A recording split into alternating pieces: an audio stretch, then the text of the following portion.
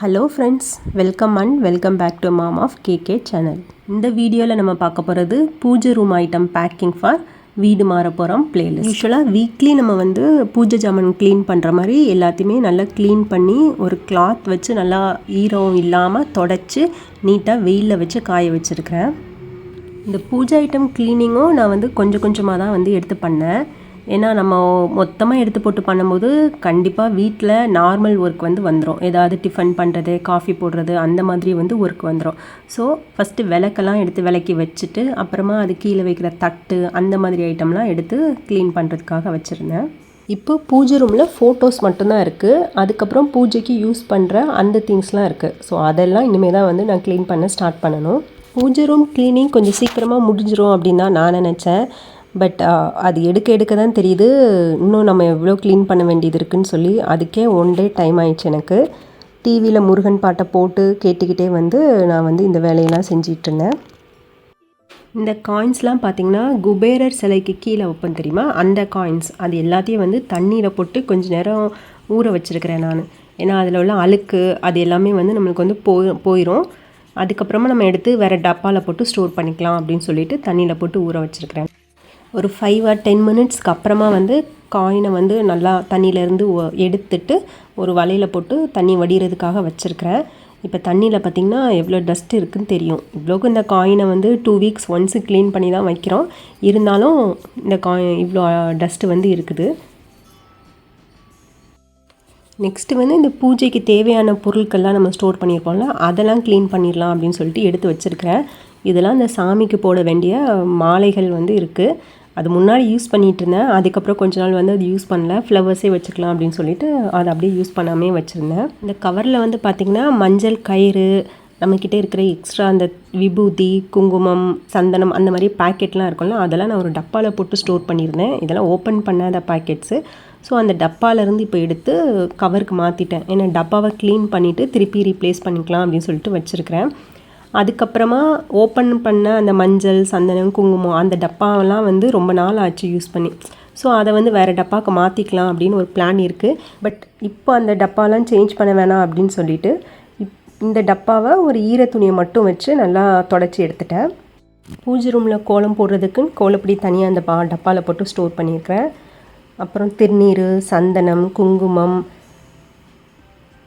அதெல்லாம் செப்பரேட் டப்பாவில் போட்டிருக்கேன். நாமக்கட்டி அதையும் வச்சுருக்கிறேன். இது பார்த்திங்கன்னா மெழுகுவர்த்தி, கார்த்திகை தீபத்துக்கு ஏற்றலாம் அப்படின்னு சொல்லிட்டு வாங்கின மெழுகுவர்த்தியில் மிச்சம் இருக்குது.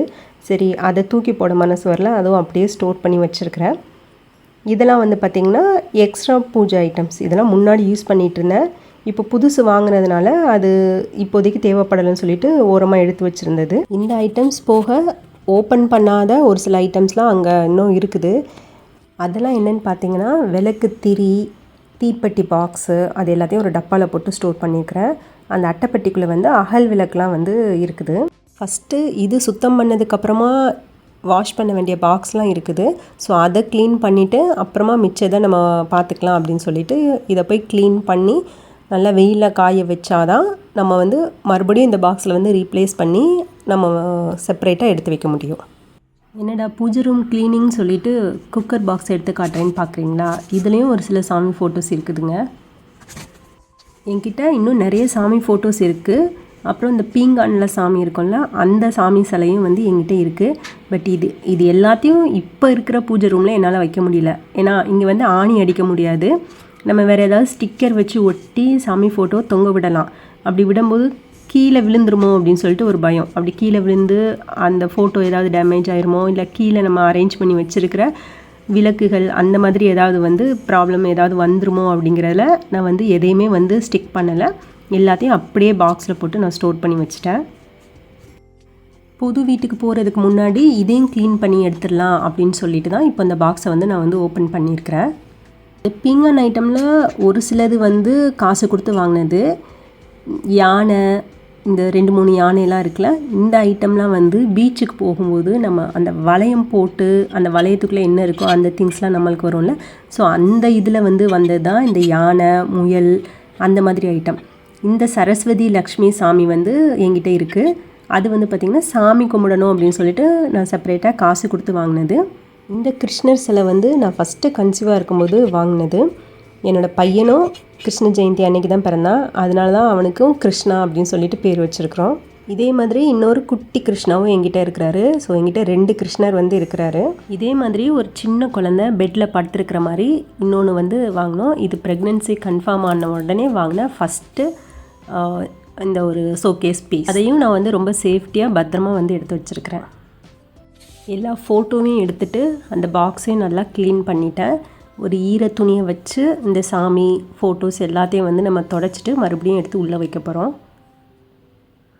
அந்த பாக்ஸில் டைரெக்டாக ஃபோட்டோஸ் சாமி அது எல்லாத்தையும் வைக்காமல் கீழே வந்து அந்த பேபி யூஸ் பண்ணுற டவல் இருக்கும் தெரியுமா, கை குழந்தைகளாக இருக்கும்போது அவங்களுக்குன்னு செப்பரேட்டாக ஒரு டவல் இருக்கும்ல, அந்த டவல் என்கிட்ட இருந்தது. ஒரு 2-3 இருக்குது. ஸோ அந்த டவலை வந்து நான் ஃபஸ்ட்டு கீழே விரிச்சிட்டேன். அதை விரித்து வச்சதுக்கப்புறமா ஒவ்வொரு சாமி சிலையும் இந்த பீங்கான் சிலையும் பசங்களோட ட்ரெஸ்ஸு வந்து இருக்கும்ல, அந்த ட்ரெஸ்ஸில் வந்து ஒன்று ஒன்றா சுற்றி அப்படியே சேஃப்டியாக எடுத்து வச்சுட்டேன் நான். அதுக்கு மேலே எல்லா ஃபோட்டோஸையும் வச்சு இன்னொரு துண்டு பேபி டவல் வந்து போட்டு மடித்து பேக் பண்ணி எடுத்து வச்சுட்டேன். அதை வந்து ஒரு செல்லோ டைப் போட்டு ஒட்டிட்டோன்னா சேஃப்டியாக வந்து இருக்கும். அப்புறம் ஏற்கனவே க்ளீன் பண்ணி வெயிலில் காய வச்ச விளக்கு அந்த அதர் பூஜை ஐட்டம்ஸ்லாம் வந்து நான் என்ன பண்ணேன்னா 2 கவரில் போட்டு அந்த கவரை எடுத்து அரிசி ஸ்டோர் பண்ணுற பக்கெட் இருக்குல்ல, அந்த பிளாஸ்டிக் பக்கெட், அதில் வந்து உள்ளே போட்டு வச்சுட்டேன் நான். ஸோ நம்ம வந்து திங்ஸ்லாம் எடுத்துகிட்டு போகும்போது ஒன்றோட ஒன்று நல்லா அமுக்கி தான் வந்து எடுத்துகிட்டு போவாங்க. ஸோ அப்படி அமுக்கும்போது நம்மளுக்கு வந்து இந்த பூஜை ஜாமானும் வந்து நெளிகிறதுக்கு சான்சஸ் இருக்காது. இந்த மாதிரி ஏதாவது ஒரு பாக்ஸில் போட்டு நல்லா ஃபுல்லாக இருக்கிற மாதிரி போட்டு ஸ்டோர் பண்ணி வச்சிட்டோம் அப்படின்னா நம்ம வந்து சேஃப்டியாக எடுத்துகிட்டு போய்க்கலாம். 80% ஆஃப் த பூஜை ரூம் க்ளீனிங் வந்து முடிஞ்சது. இன்னும் நம்மளுக்கு பெண்டிங் இருக்குது. அந்த திருநீர், சந்தனம், குங்குமம் அந்த பாக்ஸ்லாம் செப்பரேட்டாக இருந்ததில் அது மட்டும் பேக் பண்ண வேண்டியிருக்குது.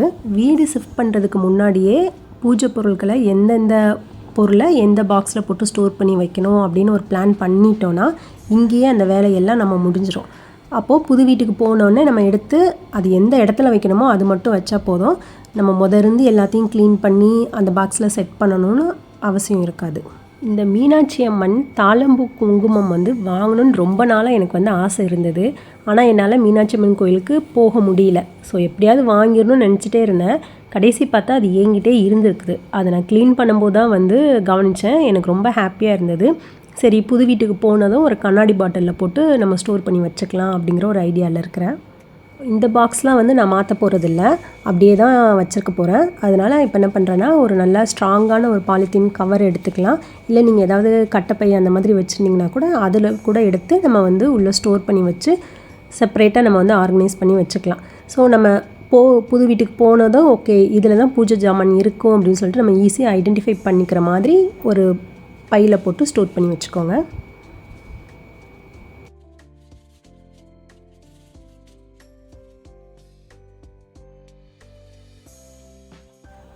அகல் விளக்கெல்லாம் நான் இந்த அட்டைப்பட்டியில் தான் போட்டு ஸ்டோர் பண்ணி வச்சுருக்கிறேன். ஸோ அதனால் என்ன ஆகுதுன்னா சம்டைம்ஸ் வந்து இந்த கரப்பான் பூச்சி அந்த மாதிரி குட்டி குட்டி பூச்சிலாம் வந்து உள்ளே வந்து இருந்துக்குது.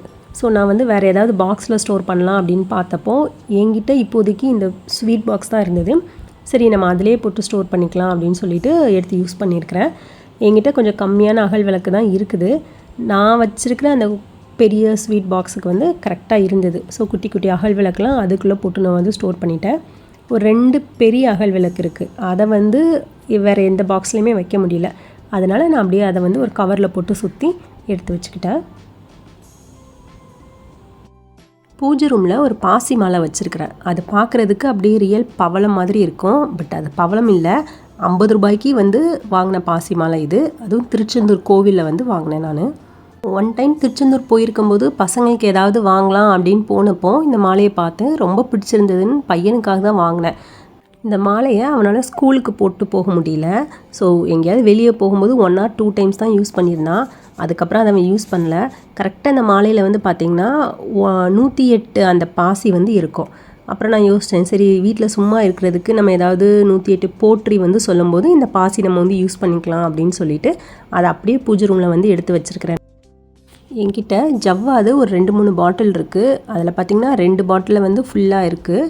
இன்னொரு 2 பாட்டில் வந்து நான் வந்து எம்டியாக வச்சுருக்கிறேன். அது ஏன் வச்சுருக்கிறேன் அப்படின்னா அதில் நம்ம அந்த ஆஞ்சநேயர் திருநீர் இருக்கும் தெரியுமா, அந்த ஆஞ்சநேயர் திருநீர் போட்டு லைட்டாக 1 or 2 drops எண்ணெய் விட்டு அந்த ஆஞ்சநேயர் திலகம் மாதிரி நம்ம வந்து ரெடி பண்ணி அந்த பாட்டிலில் போட்டு ஸ்டோர் பண்ணி வச்சுக்கலாம். ஸோ பசங்க டெய்லி ஸ்கூலுக்கு போகும்போது நம்ம என்ன தான் திருநீர் குங்குமம் வச்சு விட்டாலும் ஒன்று ட்ரெஸ்ஸில் வந்து பட்டு ஏதாவது கரைப்பட்டுரும், இல்லைனா வந்து ஈவினிங் வர்றதுக்குள்ளேயும் அழிஞ்சிரும். நம்ம இந்த ஆஞ்சநேயர் திலகத்தை வந்து இட்டோம் அப்படின்னா ஈவினிங் வரைக்கும் வந்து அப்படியே இருக்கும். அப்படிங்கிறதுனால நான் அதை ரெடி பண்ணி இந்த பாட்டிலில் வந்து ஸ்டோர் பண்ணி வச்சுக்கிறேன்.